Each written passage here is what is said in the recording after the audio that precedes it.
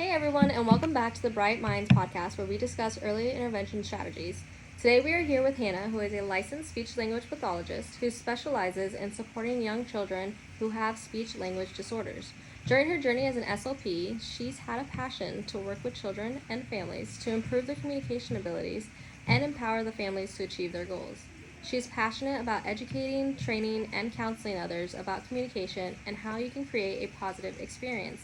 Hannah, welcome and thank you so much for being here with us today. Thank you so much for having me. I have actually been listening to your podcast for a while and I love it. Oh, thank you. And of course, if you are just joining us for the first time today, my name is Monica and I am a preschool teacher for children with unique abilities and have had the pleasure to work with a speech language pathologist. Now, I know you specialize in supporting little ones up to the age of 5.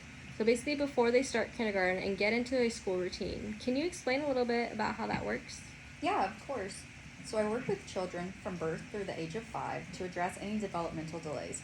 Under the IDEA, which is the Individuals with Disabilities Education Act, early interventionists usually go into their homes, a more natural environment, but I can also visit them at places they love to go. For example, in a park, you have so many opportunities for communication. You use any resources that the families have, whether it's in their home or at the park. You don't want to bring toys because sometimes families don't have that. So you really must be creative and involve the families so that they feel they can do the therapy techniques on their own when we're not there. It can include daily activities that the family does every day, and we can still target skills. So it does not have to be a specific toy or item during sessions.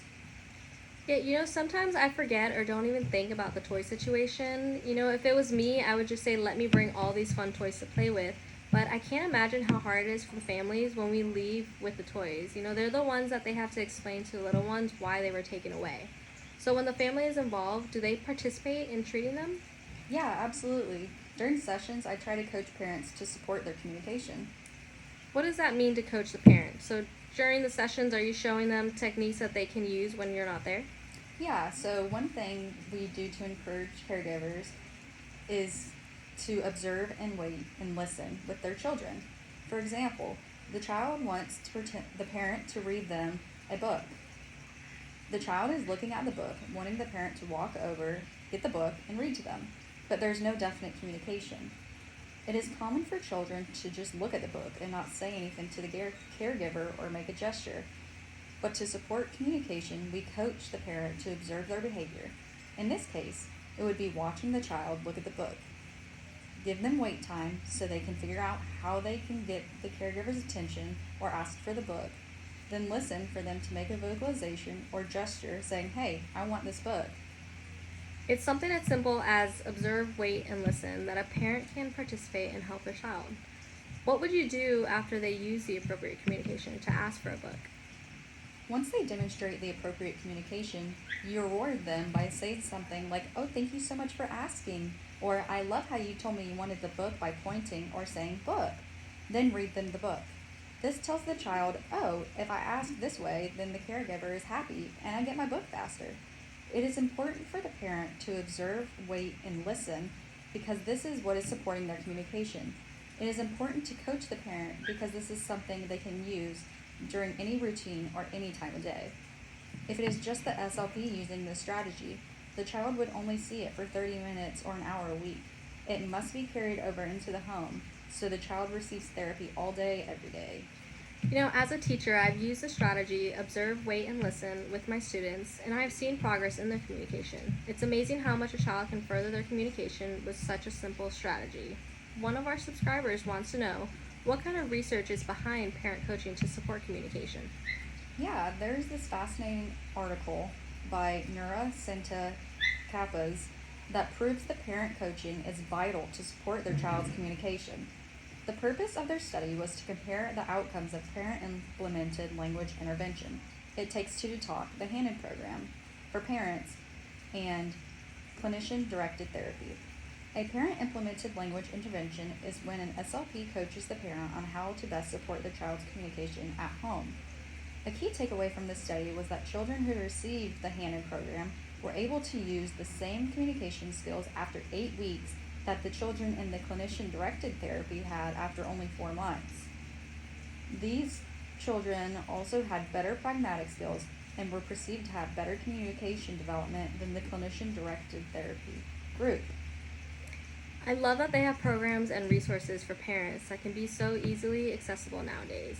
So, for the Hannon program, It Takes Two to Talk, can you explain a little bit more about what that entails? Sure. The Hannon program, It Takes Two to Talk, is a parent-implemented, play-based intervention. Hannon is for families with toddlers who exhibit late language emergence. It is child-centered and promotes communication development in everyday situations. The focus of the intervention is to teach parents how to encourage communication with their child during frequent interactions such as play. One strategy of Hannon is for it to be child-oriented. When a program is child-oriented, it means that the child takes the lead in therapy while the parent acknowledges the child's interest.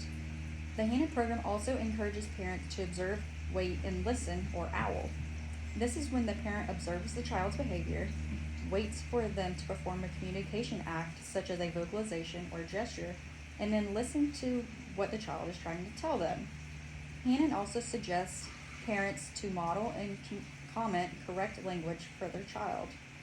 This can be through commenting on what the child and adult are doing, labeling objects, repeating words or phrases, and expanding on what the child is saying. During therapy, the parent and SLP work together to facilitate the child's communication. These same strategies are also used at home, so the therapy is consistent throughout the day. Hannon is great for any child who is a late talker or has a language delay.